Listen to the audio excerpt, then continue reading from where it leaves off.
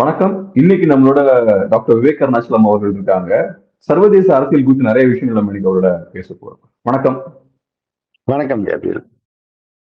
இந்த சண்டே ஈரான்ல ஒரு ரொம்ப சோகமான ஒரு நிகழ்வு. இப்ராஹிம் ரஹீசி ஈரானோட பிரசிடென்ட் வந்து ஹெலிகாப்டர்ல போகும்போது அவரு ஒரு ஆக்சிடென்ட்ல இறந்துடுறாரு. அவரோட பயணம் பண்ண ஈரானோட ஃபாரின் மினிஸ்டரும் பார்த்தோம்னா எக்ஸ்டர்னல் அஃபேர்ஸ் மினிஸ்டரும் அவரும் உயிரிழந்துடுறாரு. ஸோ இது ஒரு சீரியஸான ஒரு இஷ்யூ. ஸோ இதை நிறைய வகையில பார்க்கலாம். ஈரான்ல என்ன மாதிரியான இம்பாக்ட் இது ஏற்படுத்தும், குளோபலா என்ன மாதிரியான இம்பாக்ட் ஏற்படுத்தும். ஏன்னா இப்ப நிறைய வார்ஸ் எல்லாம் நடக்குது. ஏதோ ஒரு வகையில ஈரானும் அதுல எல்லாம் இன்வால்வ் ஆயிருக்காங்க. சோ நீங்க எப்படி பாக்குறீங்க இந்த இஷ்யூவை? இப்ராஹிம் ரைசி வந்து ரொம்ப ஒரு ஹார்ட்லைனர். அவர் வந்து ஒரு எக்ஸ்ட்ரீம். அவரோட ஹிஸ்டாரி பாத்தீங்கன்னாலும் அவர் வந்து ஒரு one of the very hardline people who was in power, who's been in power. ஏன் ஹி இஸ் அ ஹார்ட்லைன் பவர்னா, அவர் இதுக்கு முன்னாடி பதவியில இருந்தப்பயும் டிஃப்ரெண்ட் சின்ன சின்ன பதவியில இருக்கும் போதும் அவர் வந்து கிட்டத்தட்ட ஒரு 30,000 பிரிசனர்ஸை வந்து கொண்டு இருக்கிறாரு. அவரே டைரக்டா இன்வால்வ் ஆகி அவங்களோட அந்த டெத் சேம்பர்ல வந்து இன்வால்வ் ஆயிருக்கிறாரு. என்ன வந்து he was a very hardline political cleric who was there. அந்த ஹார்ட்லைனர்ன்ற போது அவருக்கு அந்த கன்சர்வேட்டிவ் ஹார்ட்லைன்ல வந்து அதுதான் வந்து பிரசிடென்ட் அந்த அயத்தோலா கொமெனினிக்கு கீழே அவர் வந்து அவருக்கு கீழே one of the very trustable அப்படின்ற போது இவரு ஏன்னாக்கா ஒரு ஹார்ட்லைன் அதே மாதிரி ஈரானை கொண்டு போறாருன்ற மாதிரி இருந்தாரு. இது ஒண்ணு ஒரு இது. அதுக்கப்புறம் பாத்தீங்கன்னாக்கா 2022ல நிறைய ப்ரொட்டஸ்ட் நடந்தது. அந்த ப்ரொட்டஸ்ட் எதுனாலன்னா அந்த ஹிஜாப் போடுறதுல வந்து லேடிஸ் ஹிஜாப் போடணும் அப்படின்ற ஒரு ப்ரொட்டஸ்ட் நடந்தது. ஸோ லேடிஸ் எல்லாம் என்ன சொன்னாங்கன்னா நாங்க போட மாட்டோம் அப்படின்னு சொல்லி சொன்னாங்க. எஸ்பெஷலி ஒரு பொண்ணை வந்து ஆக்சிடென்டா அந்த பொண்ணு இது தெரிஞ்சதுனால அவங்க ஏதோ அடிக்கிறாங்க. அது குர்திஷ் பொண்ணு அந்த பொண்ணு. அதுக்கப்புறம் பொண்ணு இறந்ததுக்கு அப்புறமேல ஒரு ரிவோல்ட் வருது. யங்கர் பாப்புலேஷன் எல்லாம் வந்து கவர்மெண்ட்டுக்கு அகேன்ஸ்டா ரிவோல்ட் பண்ணோன்னே இவரு எல்லாரையும் வந்து they arrested and they many people were killed also. So அந்த ப்ரொட்டஸ்டையும் கம்ப்ளீட்டா ஒரு அயன் ஃபிஸ்டோட ஹேண்டில் பண்ணி வந்தனால he was seen as a very strong dictatorial person who was in terms with எப்படி அயத்தோல்லா எதிர்பார்க்கிறோம் அந்த மாதிரி வந்துட்டு இருந்தாரு. இப்போ என்ன ஆயிடுச்சு, ஒரு நேத்து வந்திருக்கும் நியூஸ், அதாவது டே பிஃபோர் எஸ்டர்டே வந்து அந்த ஹெலிகாப்டர் கிராஷ் அசர்பைஜான் அந்த இங்க இருந்து போகும்போது ஒரு ஹெலிகாப்டர் வந்து கிராஷ் ஆகுது. அந்த கிராஷ் ஆறதுல வந்து அவரும் இறந்து போறாரு. கூட இருந்த அந்த ஃபாரின் மினிஸ்டர் அது இல்லாம கூட போனவங்க எல்லாருமே வந்து அந்த கிராஷ்ல வந்து இறந்து போயிட்டாங்க. இப்ப இறந்து போனதை வந்து இப்ப வந்து நிறைய விதமான ஒரு கான்ஸ்பிரசி ஒப்பீனியன்ஸ் வந்துட்டு இருக்குது.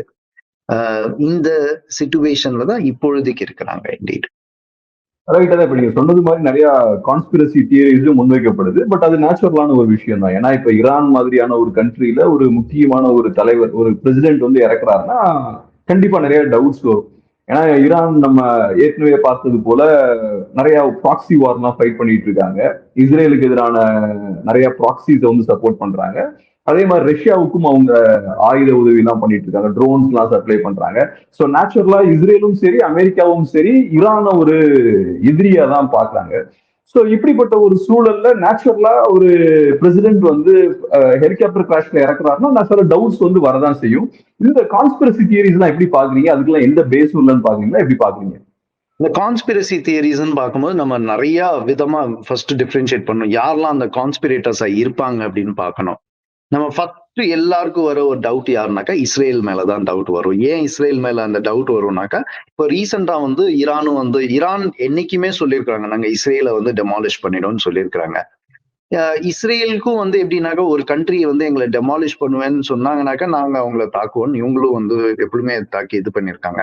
பட் இது இல்லாம நம்ம வந்து இஸ்ரேல் அண்ட் ஈரானோட கான்ஸ்பிரசியும் நம்ம அந்த ஒரு பேட் ரிலேஷன்ஷிப்பையும் நம்ம பார்க்கணும். எப்போ ஈரான் வந்து நாங்க வந்து அணு ஆயுதம், அதாவது நியூக்ளியர் வெப்பன்ஸை தயாரிப்போம்னு சொன்னாங்களோ, அந்த 2007ல இருந்தே கிட்டத்தட்ட 5 பேர் இந்த நியூக்ளியர் சயின்டிஸ்ட வந்து இஸ்ரேல் வந்து தனிப்பட்டா கொன்னுட்டாங்க. அதாவது டிஃப்ரெண்ட் யாருக்கெல்லாம் இந்த நியூக்ளியர் டெக்னாலஜி தெரிஞ்சதோ, அவங்க வெப்பன்ஸ் தயாரிக்கிறாங்கன்னு தெரிஞ்சதோ, அவங்கள இதே மாதிரிதான் வந்து they killed a lot of people. தனித்தனியா எல்லாரையுமே வந்து அங்கங்க ஒரு இடத்துல தே கில் தெம். அதுல ஈரானுக்கு என்னன்னாக்கா அந்த தெரிஞ்ச இந்த டிஃபென்ஸ் டெக்னாலஜிஸ் தெரிஞ்சவங்களை வந்து இந்த நியூக்ளியர் டெக்னாலஜி தெரிஞ்சவங்களை இஸ்ரேல் கொன்றாங்கன்னா இவங்களுக்கும் ஒரு எப்படியாவது நம்ம அவங்களை பாதுகாக்கணும்னு ஒண்ணு இருந்தது. இது இல்லாம வந்து ரீசெண்டா பாத்தீங்கன்னாக்கா ஒரு 2 வருஷம் முன்னாடி இஸ்ரேலோட இஸ்ரேலோட அந்த மொசாட் இஸ் வெரி ஸ்ட்ராங். அது இப்ப நம்ம வந்து எதுவுமே சொல்ல முடியாது இஸ்ரேல் தான் பண்ணாங்க. ஆனா 2022ல பாத்தீங்கன்னாக்கா சுலைமானின்னு ஒரு one of the powerful general அவரை வந்து கொன்னாங்க. அதுக்கப்புறமேல் வந்து அதுக்கப்புறம் ஒருத்தரை வந்து கொன்னாங்க. அது ரொம்ப ஒரு பயங்கரமா அது வந்து தே மர்டர்ட் தெம். எப்படின்னாக்கா, அவரு ஒரு ஒரு I think he was a scientist, doctor. And அவரு வந்து போகும்போது கம்ப்ளீட்டா இஸ்ரேல் எப்படின்னாக்கா ஒரு ஆட்டோமேட்டிக் ஒரு ரொபாட்டிக் கன்னால ஷூட் பண்ணாங்க. ரொபாட்டிக் கன்னாக்கா, அவர் போற விதத்துல முன்னாடி போற வெஹிக்கிள்ல வந்து முன்னாடி போற வெஹிக்கிள்ல ஷூட் பண்றாங்க. ஆனா அந்த முன்னாடி போற வெஹிக்கிள்ல வந்து கன் இருக்கு. ஆனா ஆள் இப்ப கிடையாது. அந்த கன்னே வந்து ஃபுல்லா ப்ரோகிராம் பை ரொபாட்டிக்ஸ். அது கரெக்ட்டா முன்னாடி அந்த கன் மாரி முன்னாடி போற வெஹிக்கிள்க்கு முன்னாடி போற வெஹிக்கிள்ல இருந்து அப்படியே ஷூட் பண்றாங்க. அந்த மாரி வந்து ஒரு நியூக்ளியர் சயின்டிஸ்ட்ட வந்து கொன்னாங்க. சோ அப்படி கொல்லும்போது வந்து ஈரானுக்கும் வந்து என்ன நம்மளோட நியூக்ளியர் சயின்டிஸ்ட் எல்லாருமே வந்து இஸ்ரேல் வந்து ஒருத்தரா தீட்டு கட்டிட்டு வராங்க. அப்படின்னு ஒரு இது வந்தோனே, இவங்களும் they wanted to be very protective of their own nuclear scientist. இஸ்ரேல பொறுத்தவரைக்கும் என்னன்னாக்கா, அங்க இருக்கிற எல்லா டெரர் நெட்வொர்க்கையும் ஃபைனான்ஸ் பண்றது வந்து ஈரான் தான். அதே மாரி ஈரான் வந்து டைரக்ட்டா வந்து இன்வால்வ் ஆகும். எல்லாரையும் வந்து இது மாரி ஃபைனான்ஸ் பண்றாங்க. அப்படின்றது அது 2 பேருக்குள்ளயும் ரொம்ப வருஷமா போயிட்டு இருந்திருக்குது. இப்ப வந்து அதனால இன்னைக்கு இது எந்த இடத்துல ஆரம்பிச்சது, அது அங்க ஆரம்பிச்சு அங்கேருந்து பார்த்தீங்கன்னாக்கா, இப்ப வந்து அந்த லாஸ்ட் அக்டோபர்ல வந்து எப்படி வந்து தி அட்டாக்ட் இஸ்ரேல வந்து அந்த அட்டாக் பண்ணதுலயும் இஸ்ரேலுக்கு என்ன அப்பயே சொல்லியிருந்தாங்க. நாங்க யாரெல்லாம் வந்து எங்கள இதுல இன்வால்வ்டோ அவங்கள நாங்க எப்படி இருந்தாலும் தேடி கண்டுபிடிச்சு தீர்த்துக்கட்டோம்னு சொன்னாங்க இஸ்ரேலு. சோ அதே மாதிரி பார்த்தாக்கா, அதுல எங்க அது எல்லாம் போகுதுன்னாக்கா, எல்லாமே பார்த்தாக்கா ஈரான் கிட்ட தான் போகுது. இப்ப ஈரான் கிட்ட போறனால ஈரான டைரக்ட்டா உங்களால எந்த ப்ரூஃபும் கிடையாது ஈரான அட்டாக் பண்றதுக்கு. அதனால ஈரான இன்வால்வ் பண்ணி சொல்ல முடியாது. ஆனா வந்து இப்ராஹிம் ரைசி வந்து என்ன சொல்லியிருந்தாருனாக்கா, நாங்க வந்து he was also one of the strongest advocates. இஸ்ரேல தாக்கணும். அதுக்கு வந்து இந்த ஒரு ஆக்ட்ல வந்து எல்லா ஹோல் மிடில் ஈஸ்ட் வேர்ல்டு எல்லாம் ஏன்னா சவுதி அரேபியா, ஜார்டன் இவங்கெல்லாம் வந்து தேவர் அண்ட் யுனைடெட் அரப்ஸ் இவங்க எல்லாம் வந்து America and Europe and Israel கூட இருந்தாங்க. ஈரானுக்கு வந்து அவங்களையும் பிடிக்கல. பட் இந்த ஒரு இஷ்யூவை வந்து அந்த ஒரு காஸ் ஆஃப் ஆன்டி இஸ்ரேல்னு கொண்டு போனோன்னே அப்ப everybody had to unite together. அதாவது சவுதி அரேபியா, அதாவது Shia and the Sunni or Saudi Arabia and Iran 2 powerful countries of the middle eastern வேர்ல்ட்ல அவங்க had to unite together against Israel. So அப்ப அவங்க unite ஆயிட்டாங்க. இப்போ ஒரு கான்ஸ்பிரசி தியரி படி என்னன்னாக்கா, எப்போ ஈரான் வந்து இஸ்ரேல் அடிச்சாங்களோ, அப்பயே வந்து இஸ்ரேல் வந்து they made up their mind that எப்படி ஈரானை டார்கெட் பண்ணணும்னாக்கா, கண்ட்ரியை டெஃபினட்டா அடிக்க முடியாது. ஏன்னா ஈரான் உள்ள மக்களே வந்து they are against the government. அப்படி இருக்கும்போது it will create a different kind of இஷ்யூன்றனால there could be a probability. அதாவது இருக்கலாம். அதாவது இஸ்ரேல் இதுல இன்வால்வ் ஆகி அவங்க வந்து இந்த கரெக்டா இந்த ரிங் ஆஃப் லீடர்ஸை வந்து டெஸ்ட்ராய் பண்ணாங்கன்னு இருக்கலாம். ஆனா வந்து இஸ்ரேல பொறுத்த வரைக்கும் நீங்க இன்னொரு ஒண்ணு பாத்தீங்கன்னாக்கா அவங்களுக்கும் தெரியும். இந்த ரிங் ஆஃப் லீடர்ஸ் எடுத்தா இன்னொரு ரிங் ஆஃப் லீடர்ஸ் வரதான் போறாங்க. அவங்களும் அதே மாதிரிதான் இருக்க போறாங்கன்றதும் it is known across. So அப்ப இஸ்ரேல் ஒன் ஆஃப் த கான்ஸ்பிரேட்டர்ஸா இருக்கலாம். அப்ப வேற யார் இன்னொரு கான்ஸ்பிரேட்டர்னாக்கா, 2வது கான்ஸ்பிரேட்டர் யாருன்னு பாத்தீங்கன்னா, இப்ப இன்னைக்கு அயத்தோல்லா கொமெனி இருக்கிறார்ல, அவர் தான் சுப்ரீம் லீடர். அவரோட சன் வந்து பேர் வந்து மொஜ்தபா கொமெனி. இப்ப மொஜ்தபா கொமெனிக்கும் வந்து பவர் ஸ்ட்ரகிள் இருக்குது. அவரு கூட வந்துட்டு சின்ஸ் இப்ராஹிம் ரைசியோட பவர் வந்து இந்த அதே ஹார்ட்லைன்ல வந்து ரைஸ் ஆகி வரும்போது he could also be involved. அவரு இன்வால்வ்டுன்னு சொல்றது அளவுக்கு எங்க ப்ரூஃபும் கிடையாது. ஆனா அவரும் வந்து இன்வால்வ் ஆக சான்சஸ் இருக்கு. ஏன்னா அவருக்கு வந்து டெஃபினெட்லி வந்து இந்த இந்த ரெவல்யூஷன் வந்தாங்கல்ல அயத்தோல்லா கொமெனி எப்போ அந்த 1970ஸ்ல அந்த ரெவல்யூஷன் எடுத்து வந்தாரோ அப்ப என்ன சொன்னார்னாக்கா நம்ம அந்த ஃபேமிலி ரூல் எல்லாம் அழிச்சிரும் அப்படின்னு சொல்லிட்டு தான் வந்தார் 1970ல. ஆனா இன்னைக்கு வந்து அவரோட சன்னுக்கே அந்த பவர்ல வரணும்னும் போது அந்த கூட இருக்கிற காம்படிட்டர்ஸை வந்து ரிமூவ் பண்றதுக்கு அவருக்கும் ஒரு ப்ராபபிலிட்டி இருக்கு. அதுதான் it is we are still in a very beginning stage as he could also be conspirator. The third யாருனாக்கா யுனைடெட் ஸ்டேட்ஸ். யுனைடெட் ஸ்டேட்ஸ் வந்து குட் தே பி அ கான்ஸ்பிரேட்டர்னாக்கா இப்போ இருக்கிற ஜோ பைடன் கவர்மெண்ட் வந்து it is more leaning towards Iran. ஏன்னா Benjamin Netanyahu வந்து is more leaning towards Donald Trump are the Republicans and Joe Biden ஒரு America is more leaning இப்போ இருக்கிற current government வந்து it's more leaning towards Iran. அப்படி இருக்கும்போது and அது இல்லாம லாய்ட் ஆஸ்டின் வந்து டிஃபென்ஸ் மினிஸ்டரும் சொல்லிட்டாரு இந்த மாதிரி அமெரிக்காவுக்கு எந்த விதமான இன்வால்வ்மெண்ட் இதுல இல்லை அப்படின்னு சொல்லிட்டாங்க.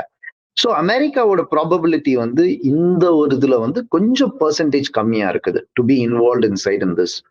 So this is the stage of the conspiracy. So இப்ப ஈரானை பொறுத்தளவுல நம்ம எல்லாருக்கும் தெரியும் ஈரான்ல வந்து அயத்தோல்லா கையில தான் எல்லா பவர்ஸும் இருக்கு. பிரசிடென்ட் வந்து ரொம்ப பவர்ஃபுல்லான ஒரு இண்டிவிஜுவல் கிடையாது.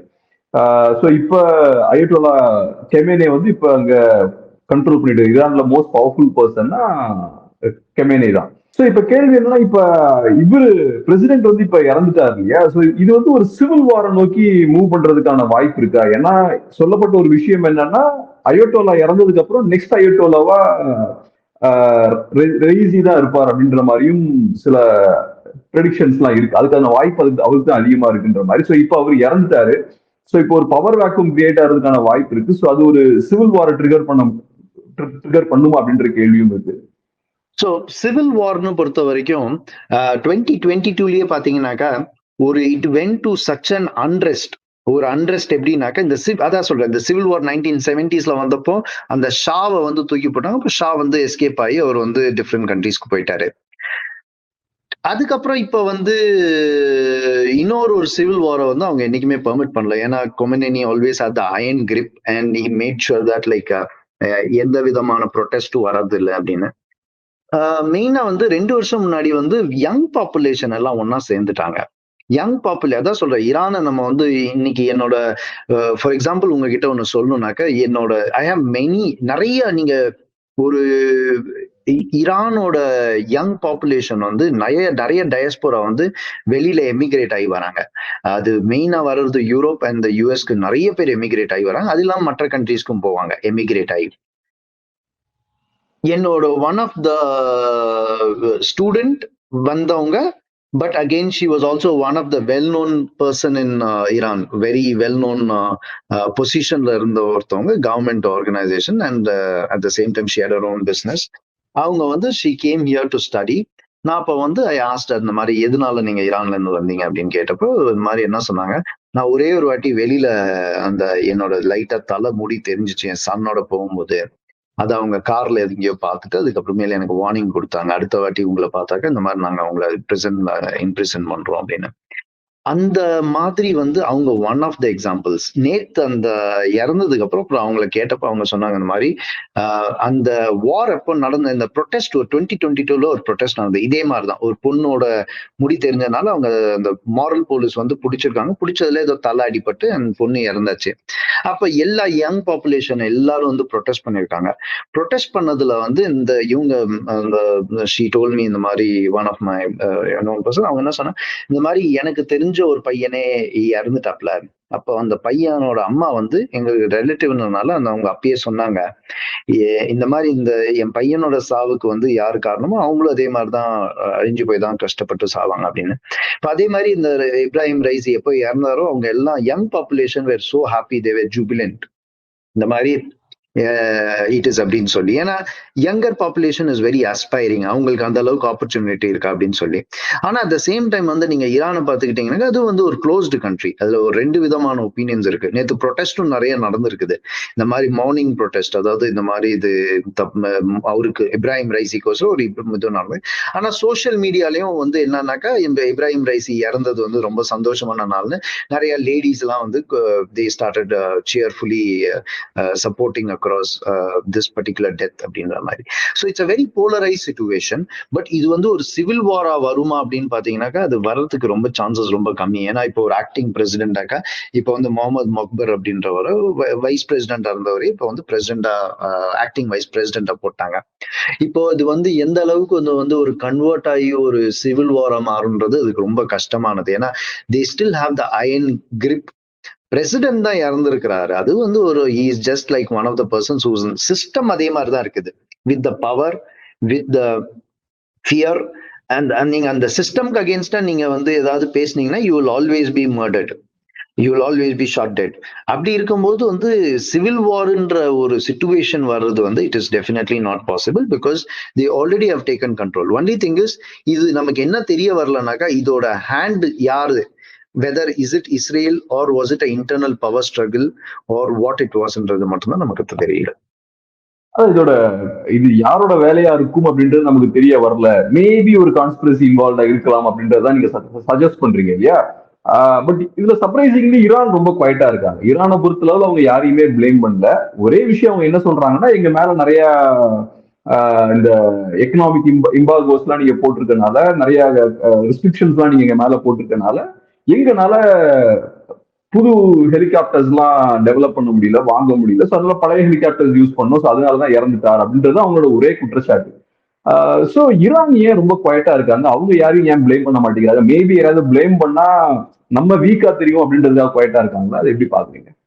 இருக்க சான்சஸ் இருக்கு. ஏன்னாக்கா இது வந்து ஒரு ஒரு ரிங் ஆஃப் லீடர்ஸ வந்து இறந்துட்டாங்க. இப்ப அவங்க வந்து ஒரு யூசுவல் பிளேம் கேம்க்கு அப்படி போறாங்கனாக்கா, என்ன வந்து ப்ரூவ் ஆயிடுதுனாக்கா, இஸ்ரேல் எந்த அளவுக்கு ஒரு ஸ்ட்ராட்டஜிக்கா வந்து ஒரு பிரசிடென்ட் அண்ட் எல்லாரையும் வந்து அந்த ஒரு தே ஹவ் கம்ப்ளீட்லி ஃபினிஷ்டுன்றது அது வந்து ஒரு வீக்கன் ஆன சிஸ்டமை வந்து எக்ஸ்போஸ் பண்ற மாதிரி வந்து அவங்களே அவங்க வாயில சொல்ற மாதிரி ஆயிடுது. So for that they do not need அவங்க அதனால ஒரு ரீசனா இருக்கலாம். They need not have good have acknowledge. ஆனா அட் த சேம் டைம் ஒரு ரீசனும் அவங்க சொல்லியிருந்தாங்க. அந்த எங்க ஹெலிகாப்டர்ஸ்லாம் ரொம்ப ஒரு பழைய ஹெலிகாப்டர்ஸ் அப்படின்னு சொல்லி. இந்த ஹெலிகாப்டர்ஸ்லாம் 1970ஸ்ல வந்து யுனைடெட் ஸ்டேட்ஸோட கொடுத்த ஹெலிகாப்டர்ஸ் அது. இப்ப வரைக்கும் பாத்தீங்கன்னாக்கா அதே ஹெலிகாப்டர்ஸ் வச்சிருக்காங்க. அதுதான் நான் வந்து சொல்றது. இன்னைக்கு வந்து ஈரான் வந்து எந்த விதத்துல இந்த மாதிரி க்ளோஸ்டு கண்ட்ரிஸ் எல்லாம் இருக்கிறாங்கனாக்கா, ஈரான் ஒரு நார்த் கொரியா இவங்க எல்லாம் இருக்கிறாங்க அப்படின்னாக்கா, இவங்கள வந்து தான் கண்ட்ரியை டெவலப் பண்ண மாட்டேங்கிறாங்க. ஏன்னா இன்னைக்கு இருக்கிற ஒரு ஜெனரேஷனுக்கு வந்து என்ன தேவைனாக்கா, ஒரு நல்ல ஒரு ஆப்பர்ச்சுனிட்டிஸ் தேவை. அவங்க இன்னைக்கு சோசியல் மீடியால எல்லாரும் எல்லாத்தையும் பாக்குறாங்க.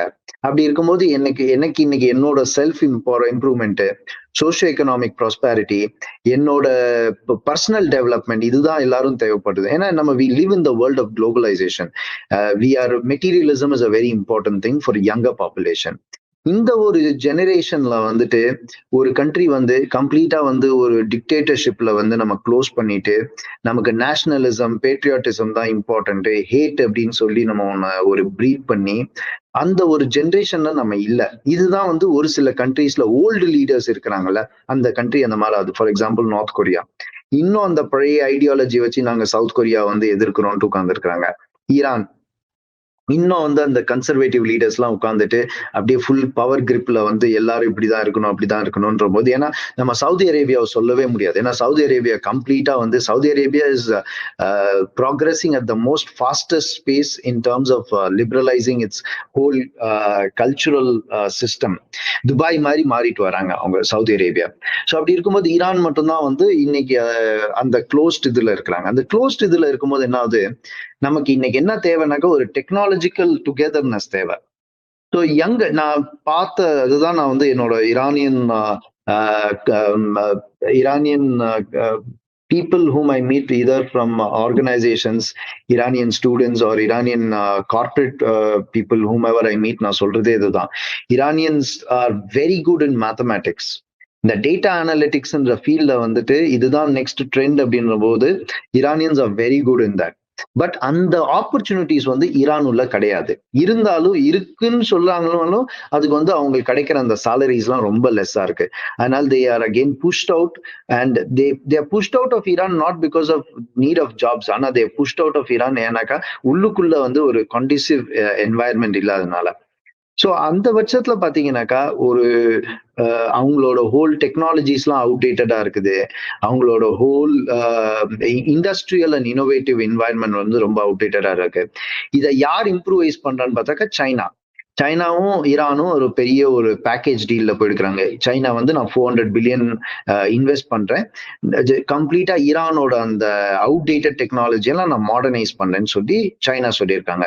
ஈரான் அதே மாதிரி 400 பில்லியனுக்கு இவங்க இன்வெஸ்ட் பண்ணனால அவங்களும் நான் வந்து இவ்வளவு வருஷத்துக்கு 10 வருஷமோ 20 வருஷத்துக்கும் நாங்க வந்து ஆயில் அண்ட் கேஸை வந்து ரொம்ப வந்து உங்களுக்கு ரொம்ப கம்மியான பிரைஸ்ல உங்களுக்கு கொடுக்குறோம் அப்படின்னு சொல்லி ஈரானும் வந்து அக்செப்ட் பண்ணியிருக்காங்க. ஸோ அதுதான் வந்து அந்த மாடர்னைசேஷன், டெக்னாலஜிக்கல் இம்ப்ரூவைசேஷன் இந்த ஒரு பீரியட்ல வந்து கொஞ்சம் ஹார்ட்லைன் டிக்டேட்டர்ஷிப் கவர்மெண்ட்ஸா இருக்கிறவங்களுக்கு it is really a challenge. ஏன்னா வித்தின் த கவர்மெண்ட் வந்து people are also rebelling against for better prospects.